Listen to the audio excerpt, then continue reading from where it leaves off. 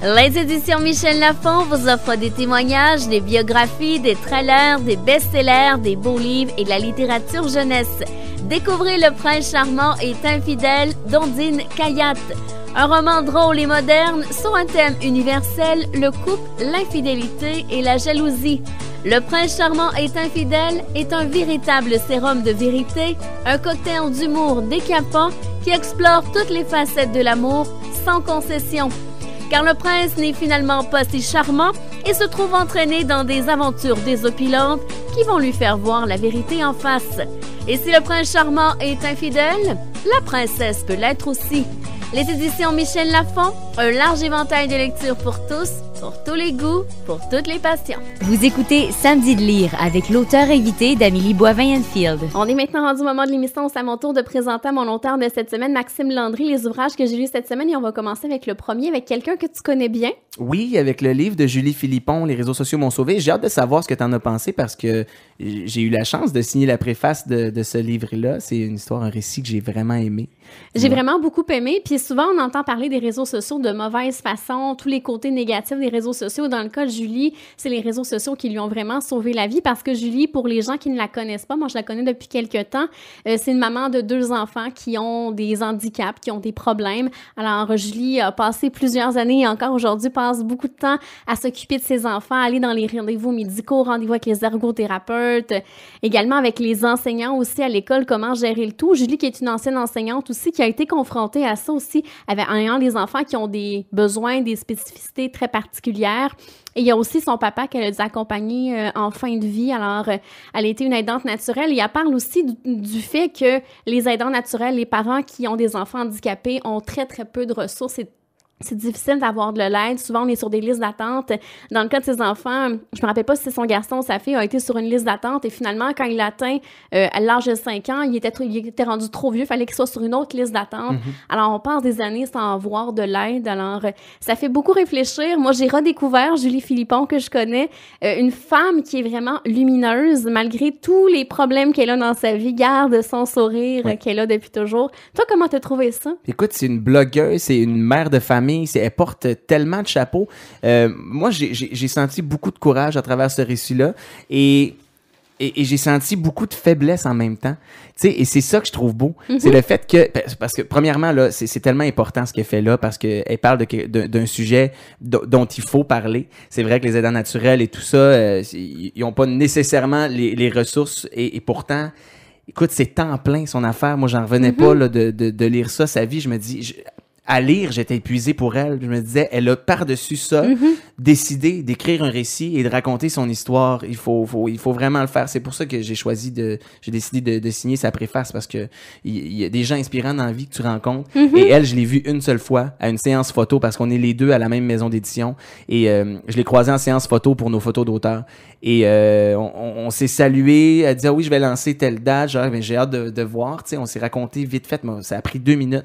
Et je suis reparti parce que j'avais d'autres engagements. Et plus tard, elle m'a écrit sur Twitter. Elle dit, ah ben là, j'avais quelqu'un qui signait ma préface. Finalement, ça marche pas. J'ai dit, envoie-moi le manuscrit et je vais le lire. Puis dès les premiers instants, j'ai été incapable de lâcher.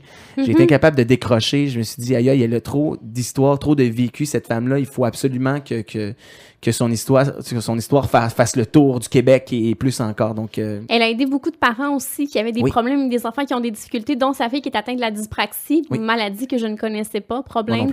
Et justement, elle a fait un regroupement de parents sur les réseaux sociaux pour s'aider entre eux, s'encourager, se rencontrer. Alors... À travers son blog, mais c'est ce qui est intéressant. Tu sais, quand je disais tout à l'heure, le fait de ne pas se sentir seul, de dire je suis pas tout seul à vivre ça, à être à travers ces épreuves-là, et de se donner des conseils, de dire ah ben moi, j'ai rencontré tel spécialiste, ça a vraiment aidé, parce que c'est vrai, comme tu dis, les listes d'attente, souvent, c'est interminable, et puis la maladie, c'est quelque chose qui n'attend pas. C'est maintenant, c'est malheureusement, c'est là qu'il faut que ça se soigne et tout ça. Donc, c'est vraiment quelque chose. C'est une femme forte, Julie Philippon. Les réseaux sociaux m'ont sauvé. Elle parle même à un moment donné des idées noires qu'elle a eu à un certain moment, puis elle s'est dit, mais non, je peux pas faire ça, mes enfants ont besoin de moi. Ouais. Ah, c'est quelque chose. Pour vrai, ça, c'est un bout qui m'a vraiment donné des frissons. Parce que quand je disais tout à l'heure que je ressentais beaucoup de faiblesse malgré la grande force, en fait, faiblesse, c'est peut-être pas le mot juste, mais une petite faille. C'est vrai, mais en même temps, ça doit tellement être fatigant. Comme je disais, c'est temps plein, c'est temps plein, ça lâche pas. Mais elle et son copain qui ont trouvé une solution parce que chacun à leur tour se donne le temps de partir, d'aller voir des amis pour avoir du temps pour eux, pour se retrouver, se ressourcer. Ah, Génial. Il faut ça. Ben oui, il faut trouver ça. Tu sais que je fais partie de la grande famille d'Opération Enfants Soleil. Donc, chaque année, on rencontre 18 enfants qui sont les enfants soleil. Donc, avec les parents, on tourne des topos qui vont être tournés, qui vont être passés, diffusés durant le Téléthon. Et c'est des histoires de force extraordinaires. Tu sais, moi, j'ai 27 ans et ça fait 5 ans que je fais ça. Et à chaque fois, je dis que je vieillis de 10 ans. Fait que je devrais être rendu à 80 à peu près aujourd'hui au moment où on se parle. Mais tu sais, ils sont tout petits, puis malgré le fait que bon, ils ont un paquet de traitements et tout ça, trouvent le temps et le don de s'impliquer, puis les parents aussi qui sont là, puis il y a les liens qui sont tissés sont tellement serrés dans ces familles-là. Parce que c'est la maladie, comme je disais, ça attend pas. Et puis quand un enfant est malade, ben c'est la famille au complet qui est malade et qui en souffre. Donc mais ça fait des familles tissées serrées. Alors, c'est les réseaux sociaux m'ont sauvé de Julie Philippon. On parle du prochain? Oui, que je connaissais pas, Julie Vincelette. L'émission de Julia Léveillé, dis-moi, c'est une collection, ça? Oui, c'est une série. Une série. De 4 tomes, ça c'est le dernier, le tome 4? Ben, je pense qu'on en a vraiment beaucoup. En fait, c'est le personnage de Julia, qui est une jeune fille qui est aujourd'hui âgée de 13 ans, qui a un don particulier. Elle est une angélica, alors elle a le pouvoir de pouvoir entrer dans la tête des gens qui ont des difficultés, de pouvoir les aider. Et dans ce cas-ci, on parle du trouble de l'autisme. Alors, on a fait appel à Guylaine Gay, qui est maman de 2 enfants autistes, pour chapeauter Julie Vincelette à écrire cet ouvrage-là sur l'autisme. Vraiment très, très touchant. Alors, c'est l'histoire de Julia qui retrouve sa tante Nathalie qu'elle n'a pas vue depuis qu'elle avait l'âge de 5 ans. Et cette tante-là vient passer quelque temps chez elle justement pour se reposer de son enfant autiste parce qu'elle est vraiment à bout. Et Julia n'est pas au courant que son cousin est atteint d'autisme parce qu'elle ne l'a jamais rencontré. Et là, finalement, Julia va poser des questions à sa tante et finalement va décider de partir avec sa tante du côté de la Floride pour aller l'aider, pour l'aider dans ses trucs à la maison avec son cousin. Et justement, Julia va découvrir qu'est-ce que c'est l'autisme et elle va apprendre justement à pouvoir comprendre son cousin malgré le fait qu'il parle très peu. C'est vraiment très touchant et ça fait découvrir aux enfants l'autisme, mais également en ayant un regard différent parce que la mère, quand elle va faire ses courses avec son enfant autiste, qui fait une crise dans les supermarchés, les gens la regardent croche, lui disent que son enfant est mal élevé et c'est souvent ça que les parents d'enfants autistes sont confrontés régulièrement, là. Et de là, le titre « Un monde insoupçonné », j'imagine, parce que cet enfant-là qui doit avoir son propre univers. Oui, c'est vraiment très touchant et c'est le fun de voir comment Julia arrive à communiquer avec son cousin et elle donne des trucs à sa tante aussi pour comment bien communiquer avec son enfant. Alors, vraiment un bel ouvrage pour faire découvrir aux enfants qu'est-ce que c'est l'autisme. Ah, c'est très intéressant. Alors, c'est l'émission de Julia Léveillé, tome 4, Un monde insoupçonné de Julie Vincelette. Maintenant, un monde fantastique, initiation à la musique classique. Oui, alors c'est La Montagne secrète qui nous présente encore une fois un beau livre-disque sur la musique classique. Et cette fois-ci, on fait une incursion dans le monde merveilleux des gnomes, des fées, des sorcières, des lutins, des elfes, avec des œuvres musicales qu'on a connues quand on était enfant, comme par exemple dans les contes et légendes. On explique aux enfants chacun des contes et légendes. On peut ensuite entendre sur le CD chacun des extraits tirés de ces œuvres de pièces. Il y en a 20.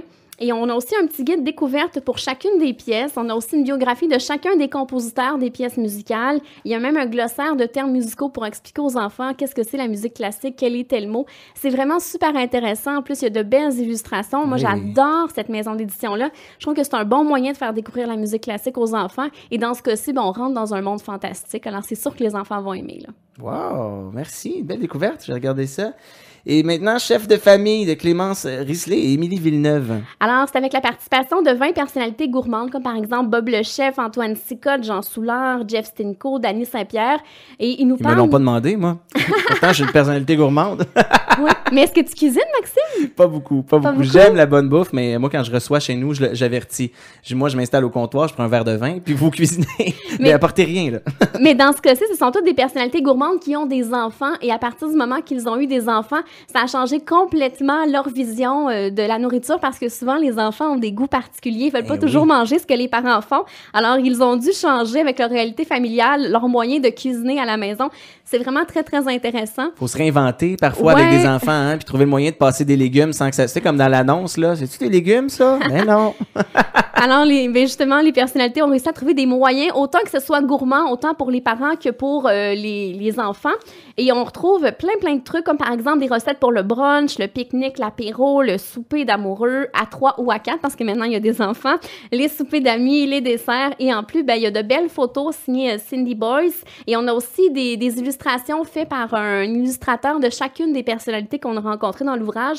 Alors, je trouvais ça très intéressant. C'est vraiment bien fait. C'est très convivial, je trouve, comme ouvrage. Alors, ça s'appelle Le chef de famille de Clémence Risley et Émilie Villeneuve. C'est à quelle maison d'édition, ça? C'est le Cardinal. Cardinal. Très beau livre. Alors, si tu me permets, Maxime, on s'arrête et ce sera déjà la conclusion de l'émission.